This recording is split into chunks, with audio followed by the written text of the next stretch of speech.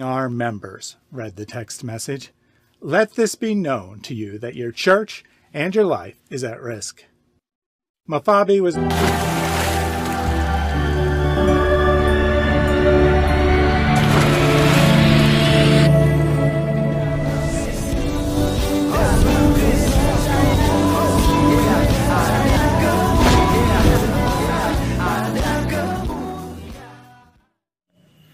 Salam teman-teman sekalian, berjumpa kembali dengan saya Arif Gula di channel TV Laskar Kristus ini. Pada video kali ini kita akan mendengarkan satu kesaksian dari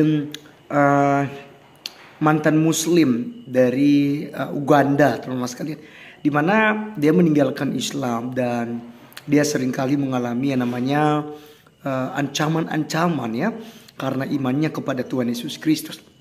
Tetapi semakin banyaknya ancaman justru semakin memperkuat imannya kepada Tuhan Yesus Kristus.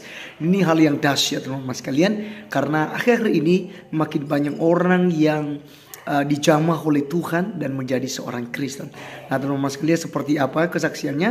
Mari kita langsung saja simak berikut ini. He was no stranger to threats since he left Islam in December 2020. But I have to imagine he smiled when he read those words. His work for the kingdom was having an effect.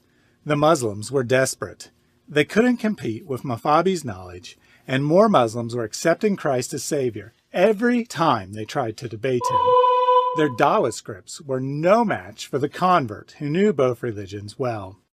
Something had to be done, so they moved from debate to threat. As Muhammad said, better to right a wrong with your fist than with your words. Mafabi had spent 35 years trapped in Muhammad's hell. Then a local pastor told him the gospel. Several visits later, he was convinced, and his life was changed forever.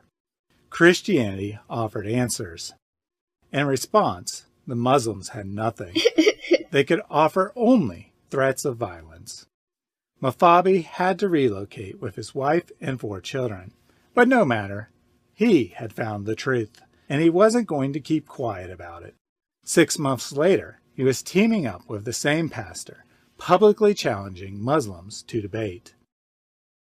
Debate after debate, it became clear Islam couldn't stand up to scrutiny. Debate after debate, more people left Islam. Using his knowledge of his former religion, Mafabi and his pastor led more than 100 Muslims to Christ over the next year. The threats continued, but the two waged forward. This is part of the spiritual warfare that comes with Christian persecution, and I'm ready to face it, the pastor explained.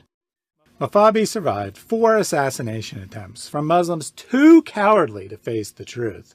They were losing the debates because their prophet is a joke, and their religion has no truth to offer. On January 2nd, 2023, a 5th attempt was made. That day saw 13 Muslims put their faith in Jesus due to a public debate. Angered at the loss, Muslims accused Mafabi of blasphemy and demanded he leave the premises. On the way home, 2 men knocked him from his motorcycle, shouted Allahu Akbar, overpowered him, and cut his neck with a long Somali knife, said an eyewitness. Thus, they accomplished what their God could not do. They silenced the critic, not with facts, but with violence, and ironically proved that even a knife is greater than Allah.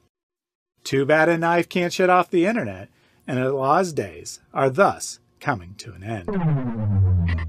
Do not fear those who kill the body, but cannot kill the soul. Rather fear him who can destroy both the soul and the body in hell.